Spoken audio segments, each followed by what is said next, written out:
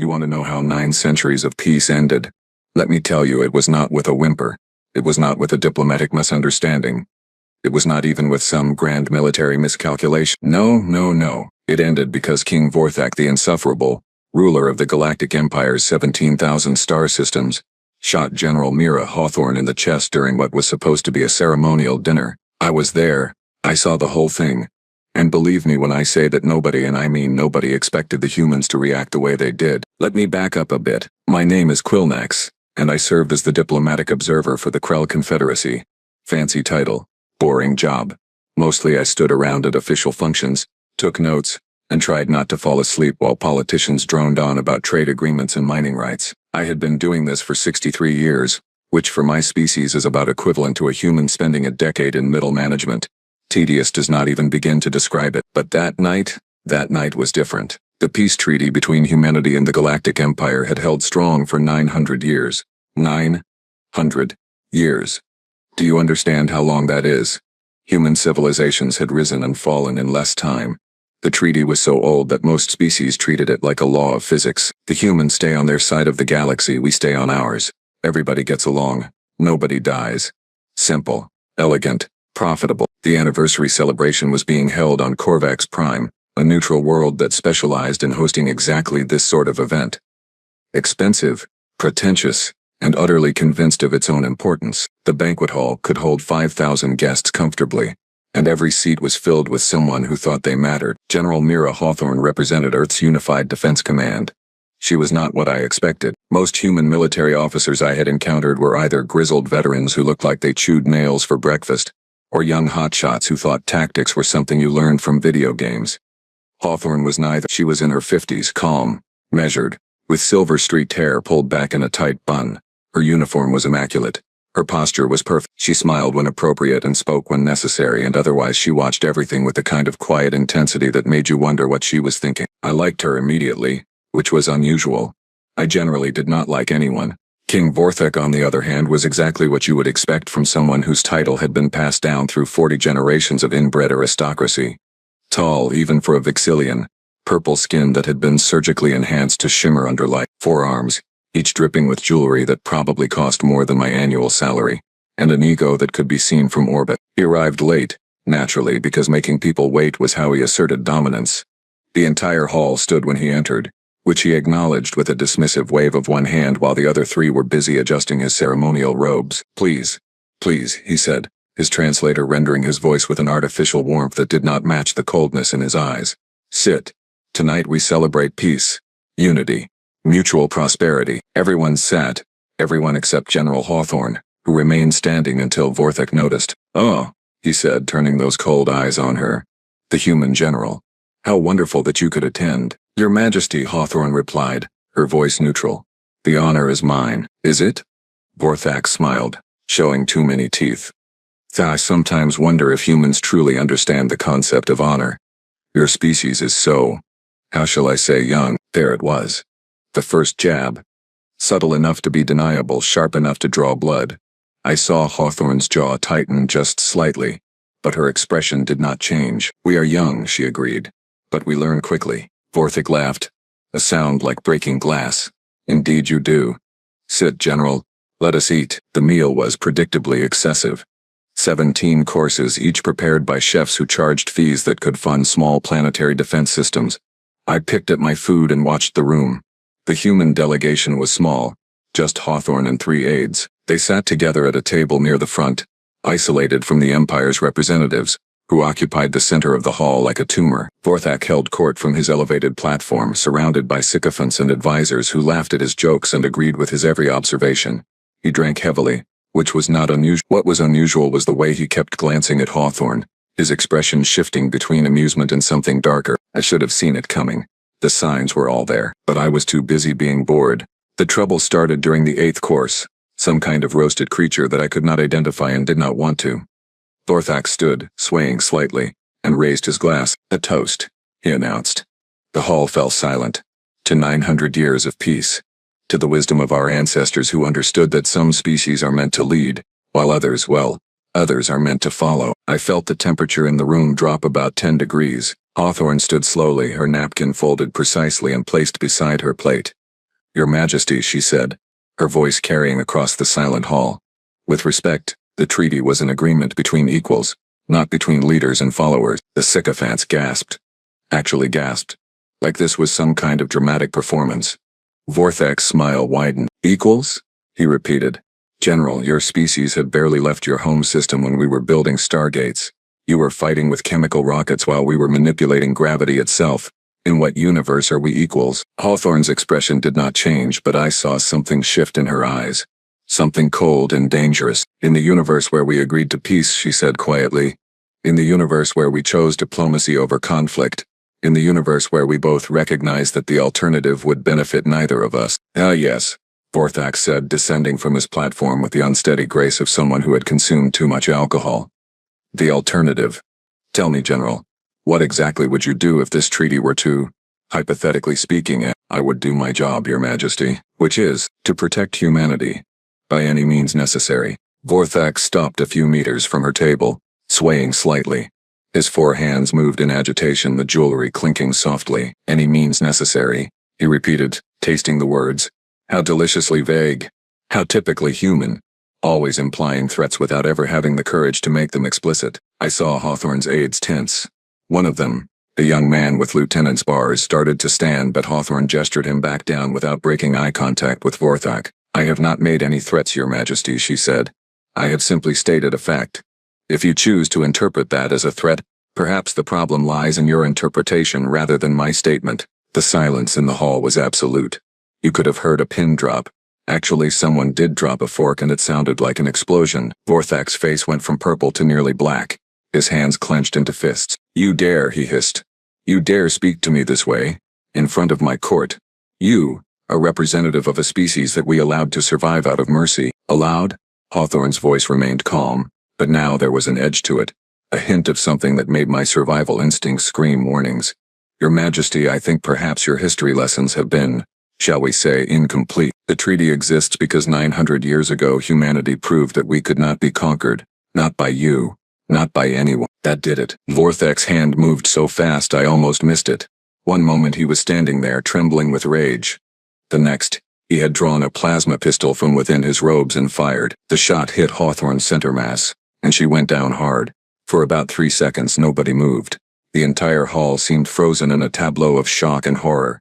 Hawthorne lay on the floor, smoke rising from the cauterized hole in her chest. Her aides stared at their fallen general. Vorthak stared at the pistol in his hand, as if surprised to find it there. And then one of Hawthorne's aides, the young lieutenant, spoke. Oh, he said softly. Oh, you really should not have done that. His voice was mild, almost conversational, but something about it made my blood run cold. Vorthak seemed to recover some of his composure. He straightened, tucking the pistol back into his robes. Remove the body, he ordered. This celebration is over. The human delegation is expelled from. He did not get to finish. General Hawthorne sat up. Just sat up, like someone who had been taking a nap and decided it was time to wake up. The hole in her chest sealed itself with a wet, organic sound. She reached up, touched the damaged fabric of her uniform and sobbed. This was my favorite dress uniform, she said, her tone more annoyed than angry. Do you know how long the tailoring takes? Vorthak stared at her, his four hands trembling. What are you? Hawthorne stood, brushing imaginary dust from her uniform. I am General Mira Hawthorne, commander of Earth's Unified Defense Command. And you, Your Majesty, just violated the most important clause of the 900-year peace treaty. She smiled, and it was not a pleasant smile. Article 7, Section 3, Subsection B. Any act of violence against a human diplomatic representative shall be considered an act of war. The young lieutenant was speaking rapidly into a communication device. I caught fragments of his words. Treaty violation confirmed. Authorization Code 7 Alpha 9. Execute Protocol Nightfall. Protocol Nightfall. I had never heard of it. I was about to find out what it meant. Hawthorne looked around the hall, her gaze settling on each face in turn. When her eyes met mine, I felt like I was being measured and found wanting. You are all witnesses, she said, her voice carrying to every corner of the massive space. For 900 years, humanity has honored this treaty. We have respected your borders. We have maintained peace. We have done everything asked of us, and more. She turned back to Vorthak. And you repaid that with attempted murder. So let me be very clear about what happens next. She pulled a small device from her pocket, pressed a button, and the sky above Korvax Prime filled with ships. Not a few ships, not a fleet, an armada. Thousands upon thousands of human warships, materializing from faster than light travel, blotting out the stars. I had never seen anything like it. The sheer scale was incomprehensible. 900 years ago, Hawthorne continued, we proved we could not be conquered. What we did not tell you was what we had been doing during those 9 centuries of peace. She smiled again. We have been preparing, building, waiting, hoping we would never need to use what we created, but also understanding that hope is not a strategy. Vorthak collapsed into a chair, his face ashen. The treaty, he whispered, is void. Hawthorne finished. As of the moment you pulled that trigger. Article 7 was very specific. 1 act of violence. Just 1. That was the line you could not cross. She holstered her communication device. Congratulations, Your Majesty. You just started a war that will end your empire. The hall erupted into chaos as everyone tried to process what was happening. Delegates shouted. Guards rushed forward, then stopped, unsure what to do. And through it all, Hawthorne stood calmly. Wait, I made my way to her side, my diplomatic training overriding my survival instincts. General, I said quietly, is this really necessary? Can we not find another way? She looked at me with something like pity. Observer Quilnax, she said, somehow knowing my name despite us never having been introduced. For 900 years we have been the ones compromising, negotiating, bending. We accepted insults. We tolerated condescension. We swallowed our pride because peace was more important than ego. She gestured at Vorthak. But this is not an insult. This is attempted murder. If we let this stand, every species in the galaxy will know that human lives mean nothing, that our treaties can be violated without consequence. She shook her head. No, some lines cannot be uncrossed, but the cost, I protested. The lives that will be lost will be on his hands, Hawthorne interrupted, pointing at Vorthak. Not ours. We did not want this. We did not ask for this, but we will finish it. The young lieutenant approached, saluting crisply. Ma'am, Fleet Command confirms Protocol Nightfall is active. All units are in position. They are awaiting your orders. Hawthorne nodded. Blockade all Empire-controlled systems. Nothing in. Nothing out. Disable all military installations within. She paused, calculating. 6 hours. Civilian casualties are to be avoided at all costs. This is a military operation, not a genocide. Understood, ma'am. As the lieutenant moved away to relay her orders, I found myself staring at this human woman who had just declared war on the most powerful empire in the galaxy without raising her voice or losing her composure. You have been planning this for 900 years, I said slowly.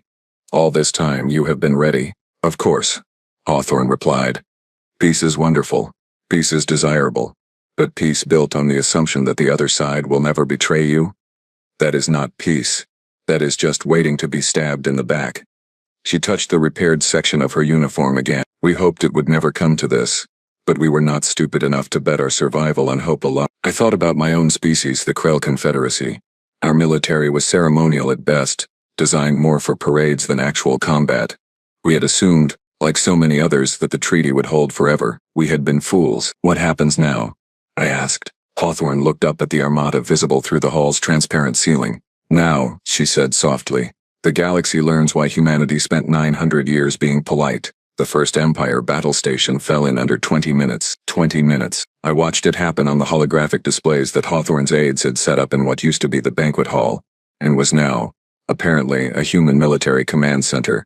The station had been considered impregnable, 16 kilometers of reinforced hull equipped with enough firepower to level a planet. It had defended the Empire's core systems for 300 years. The human fleet bypassed the shields using some kind of phasing technology I had never seen before. Then they cut through the hull with precision that suggested they had known exactly where to strike. The station's reactors went critical. Evacuation pods scattered like seeds in the wind, and just like that, the Empire's pride and joy became an expanding cloud of debris. Vorthak watched from his knees, still surrounded by guards who had no idea whether to arrest him or protect him. His 4 hands covered his face. Impossible, he kept muttering. This is impossible. General Hawthorne stood with her arms crossed, watching the tactical displays with the calm attention of someone reviewing a training exercise rather than the opening moves of galactic warfare. Station 7 is clear, reported one of her aides, a woman named Lieutenant Commander Vasquez. All personnel evacuated. Moving to Target 8. Confirmed, Hawthorne replied. Maintain the pace. I want every military installation in the core systems neutralized before their fleets can coordinate a response. I could not stop myself from asking the question that burned in my mind. General, how is this possible? The Empire has been the dominant military power for over 1,000 years. Their technology, their resources, how can you possibly outmatch them? Hawthorne finished. She glanced at me with something that might have been amusement. Observer Quilnax, let me tell you something about humanity. We are very, very good at preparing for the worst possible outcome. It is practically our species-defining trait. She gestured at the displays. For 900 years, every human scientist, every engineer, every strategic thinker has been asking themselves the same question. What would we do if the treaty failed? How would we survive? She walked to one of the displays, zooming in on a schematic of what I recognized as a Vexillian dreadnought. We studied every Empire ship design that we could access. We analyzed every battle they fought. We built simulation after simulation, running millions of scenarios, and then we designed our military specifically to counter theirs. Her finger traced a line along the dreadnought's hull. See that their ships are built for intimidation. Massive. Heavily armored. Designed to win through overwhelming force. Very impressive. Also very slow, very inefficient, and very predictable. Another display showed a human warship. It was smaller, sleeker, angular, where the Empire ships were curved. Our ships are built for one purpose only. To win, not to impress, not to project power. To win. She smiled that dangerous smile again. Turns out when you spend 9 centuries preparing for a fight, you get pretty good at it. Lieutenant Vasquez spoke up again. General, we are receiving communications from 17 different species. They are asking what our intentions are. Several are offering to mediate. Tell them our intentions are simple, Hawthorne replied. The Empire violated the treaty. We are responding proportionally. Any species that interferes will be considered hostile. Any species that remains neutral will not be harmed. She paused, and make sure they understand that this is not a war of conquest. We do not want their territory. We do not want their resources. We want justice. Justice? Vorthak had recovered enough to speak, though his voice was hoarse.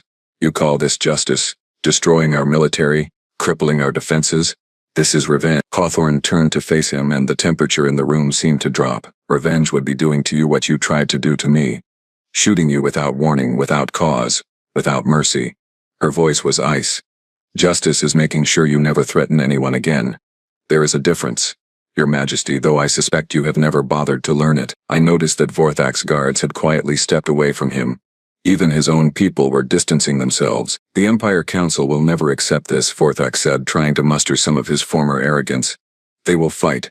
They will surrender, Hawthorne interrupted. Or they will watch every military asset they possess turn into scrap metal. She nodded to Vasquez. Open a channel to the Empire Council. All frequencies. I want everyone to hear this. Vasquez worked her controls. A moment later, the holographic display shifted to show a council chamber. 12 Vexillian nobles stared out from the projection, their expressions ranging from shock to fury. Members of the Empire Council.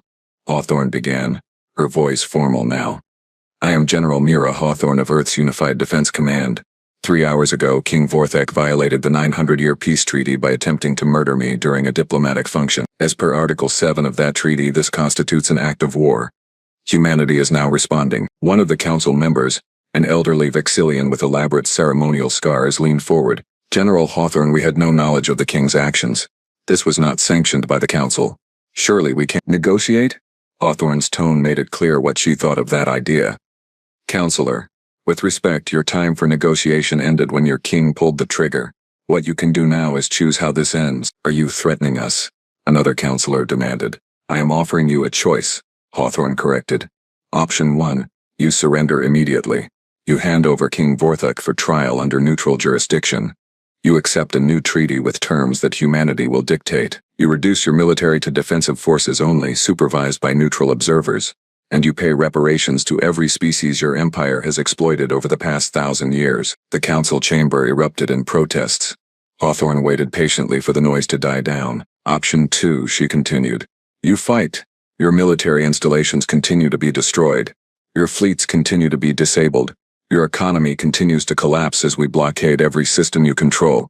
And at the end, when you have nothing left, you will accept terms far harsher than what I am offering now. You cannot blockade the entire empire. One counselor shouted. We control 17,000 star systems. Counselor, we have 40,000 warships currently deployed. By tomorrow, we will have 80,000. By next week, 200,000. Hawthorne's voice remained calm. We have been building our fleet for 900 years. We have shipyards and systems you did not even know existed. We have resources stockpiled across human space. We have planned for this scenario so thoroughly that your strategist will spend decades trying to figure out how we did it. She leaned closer to the display. So yes, we can absolutely blockade the entire empire. The question is whether you want to test that claim. I found myself studying the counselors' faces. I had spent decades reading Vixillian expressions, and what I saw there was not anger, it was fear. Deep existential fear. The elderly counselor with the scars spoke again, his voice quieter now. What assurances do we have that humanity will not simply conquer us? That this is not merely the first step in human expansion? It was a fair question, and I leaned forward to hear Hawthorne's answer. You have my word, she said simply. And I know that means nothing to you right now. But let me explain something about human history, counselor. We know what empires do. We have built them. We have fought them. We have torn them down. We understand the temptation of power, and we understand the cost. She gestured around the room. That is why we spent 900 years preparing for defense, not conquest. We do not want your systems. We do not want your subjects. We want to make sure that no species, human or otherwise, ever has to live under the threat of imperial ambition again. Pretty words. Another counselor sneered. But words are cheap. Then judge us by our actions, Hawthorne replied. In the past 3 hours we have disabled 16 military installations. Do you know how many civilian casualties there have been? 0. Not one. Because every station was given warning. Every evacuation was allowed to complete. We could have simply blown them apart. Instead, we surgically removed their ability to fight while preserving every life we could. She paused. That is who we are, counselor. We do not wage war against civilians. We wage war against those who threaten peace. I realized something in that moment. Hawthorne was not just defeating the Empire militarily. She was defeating them morally.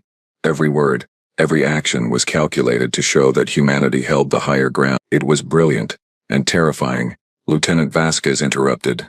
General, we have incoming from Admiral Zhang. The Fourth Fleet has secured the outer territories. Minimal resistance. They are requesting permission to advance on the core worlds. Denied. Hawthorne said immediately. Tell Admiral Zhang to hold position and maintain the blockade. We are not invading, we are containing. She turned back to the council. You have 6 hours to make your decision. Surrender and accept the terms, or fight and accept the consequences. There will not be a third option. She nodded to Vasquez, who cut the transmission. The silence that followed was profound. Vorthak remained on his knees, defeated. His guards stood at attention, waiting for orders that would never come. The various delegates and observers who had been trapped in the hall since the fighting started whispered among themselves. I approached Hawthorne again. I seemed to be making a habit of it. General, may I ask you something personal? She looked at me, one eyebrow raised. You can ask. I may not answer. When the king shot you, you healed almost instantly. I have been around humans before. That is not normal. What are you? Hawthorne smiled, and for the first time it reached her eyes. Observant. Observer Quilnax. I like that. She tapped her chest, right where the plasma bolt had struck. Nanite enhanced regeneration. Standard issue for all human military personnel above the rank of major. Takes about 30 seconds to repair anything short of complete disintegration. She shrugged. Turns out, when you spend 900 years developing defensive technology, you come up with some interesting solutions. So you knew he could not kill you. I suspected. Plasma weapons are predictable. If he had used something more exotic, something designed to counter regeneration, I might have been in trouble. She glanced at Vorthak. But arrogant nobles tend to stick with traditional weapons. They like the symbolism. I thought about that. Thought about how Hawthorne had stood there, knowing she would survive, letting Vorthak damn himself with his own actions. You wanted him to shoot you, I said slowly. Want is a strong word, Hawthorne replied. But did I expect it? Yes. Did I prepare for it? Absolutely. The king has a history of violent outbursts when challenged. It was only a matter of time. She looked at me directly. Observer Quilnax, do you know why the treaty has lasted 900 years? Because both sides honored it? No, because both sides feared breaking it. She gestured at the tactical displays. The Empire feared that humanity would retaliate. Humanity feared that war would cost too much. As long as that mutual fear existed, the treaty held. But fear only works as a deterrent if the threat is credible. If the Empire believed, truly believed, that they could attack us without consequence, the treaty would have been worthless. So you spent 900 years making sure the threat was credible. We spent 900 years making sure we could back up our words with action, Hawthorne corrected. There is a difference. Threats are empty posturing. Capability is reality. A new voice interrupted us. One of the council members had opened a private channel, bypassing the official communication protocols. The elderly Vixillian with the scars appeared on a small display. General Hawthorne, this is Councillor Trevax. I am speaking to you alone without the knowledge of the other council members. Hawthorne's expression did not change, but I saw her posture shift slightly. Alert, but not defensive. Councillor. I am listening. The council will not surrender, Trevax said bluntly. Too many of them are too proud, too invested in the idea of empire superiority. They will fight even though they know they cannot win. Then they will lose, Hawthorne said simply. Yes, they will. Trevax's face showed something I had never seen in a Vixillian noble before. Shame. But the Empire's subjects, the billions of civilians across those 17,000 systems, they do not deserve to suffer for the Council's pride. I agree, Hawthorne said, which is why we are targeting military assets only. That will not be enough. Trevax leaned closer to his pickup. General, I have spent my entire life in service to the Empire. I believed in it. I thought we were bringing order to the galaxy, civilization to barbaric species. He paused. I was wrong. The Empire has become exactly what it once fought against. Arrogant, cruel, corrupt. King Vorthak is merely a symptom of a larger disease. What are you proposing, Councillor? I will convince the Council to surrender. But I need assurances from you. Real assurances, not diplomatic platitudes. Trevax's voice was steady. Promise me that you will not execute the king, that you will not humiliate the Empire beyond what is necessary, that you will help us rebuild into something better than what we were. Hawthorne was quiet for a long moment, considering. I cannot promise that the king will avoid punishment, she said finally. He attempted murder. He violated a treaty that kept the galaxy peaceful for 9 centuries. There must be consequences. I understand, but not execution? Not execution. Hawthorne agreed. Trial, imprisonment, but not death. We are not in the business of creating martyrs, and the Empire itself will be restructured. The Council will be dissolved. A new government will be established, one that represents all the species under Empire control, not just the Vixillian nobility. Hawthorne's voice softened slightly. Councillor, humanity does not want to destroy the Empire. We want to transform it into something that can coexist peacefully with the rest of the galaxy. If you help us do that, we will help you rebuild. Trevax nodded slowly. Give me 12 hours. I will convince the Council. You have 8, Hawthorne countered. After that, my superiors will start pressuring me to escalate. I would prefer to avoid that. 8 hours then. Trevax paused. General, may I ask you something? Of course. When you sat up after being shot, I saw something in your eyes. Not anger, not hatred. What was it? Hawthorne smiled sadly. Disappointment, Councillor. For 900 years we hoped that we were wrong, that the galaxy had evolved beyond violence, that peace could be maintained through mutual respect rather than mutual fear. She touched her chest again. When the king pulled that trigger, he proved that we were right to prepare, and that made me sad. The transmission ended. Vasquez looked at Hawthorne questioningly. Do we trust him, ma'am? No, Hawthorne said. But we can verify. Keep full surveillance on the council chamber. If he is setting a trap, I want to know immediately. I found myself admiring this human woman more and more. She was not just a warrior. She was a strategist, a diplomat, and a realist all rolled into one. Observer Quilnax, Hawthorne said, turning to me. I have a request. Yes, General. The Krell Confederacy has maintained neutrality throughout this entire situation. You have not taken sides. You have simply observed and recorded. Is that correct? It is. I confirm. Good.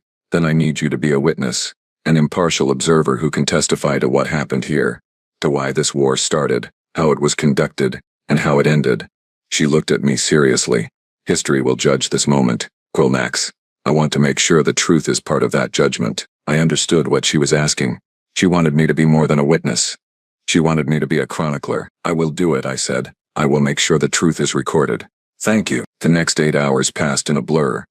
I watched as human fleets continued their systematic dismantling of Empire military power. I watched as Councillor Trevax worked tirelessly to convince his fellow nobles that surrender was the only option. I watched as General Hawthorne coordinated the largest military operation in Galactic history without ever raising her voice or losing her composure, and at the end of those 8 hours the Empire Council transmitted their surrender. It was over. 900 years of peace, ended by one arrogant king's moment of violence, and resolved by one prepared species' demonstration of overwhelming force tempered by restraint. As I watched Hawthorne accept the surrender, I realized something profound. Humanity had not just won a war. They had redefined what victory meant. They had shown the galaxy that power without morality was weakness, and that true strength came from knowing when to fight and when to show mercy. General Mira Hawthorne stood in the center of what had been a banquet hall and was now a command center, surrounded by the evidence of humanity's capability and their character. And I knew that the galaxy would never be the same again. For 900 years we had all lived under the assumption that the Empire was the dominant power. That assumption was wrong. Humanity had been the dominant power all along. They had simply chosen not to demonstrate it, until they had no choice. The new treaty was signed 3 weeks later. The Empire was restructured. King Vorthak was tried, convicted, and sentenced to life imprisonment on a remote human facility. The various species that had been subjugated under Empire rule were given representation in a new Galactic Council, and humanity. They quietly returned to their corner of the galaxy, maintaining their fleets, keeping their vigil, just in case they were needed again. I filed my report with the Krell Confederacy. I told them everything I had seen, everything I had learned. Their response was to immediately begin upgrading our own defenses, and to establish much closer diplomatic ties with humanity. We were not the only ones, because the galaxy had learned a valuable lesson. Peace is not maintained by hoping for the best. It is maintained by preparing for the worst. And humanity, they had been preparing for 900 years.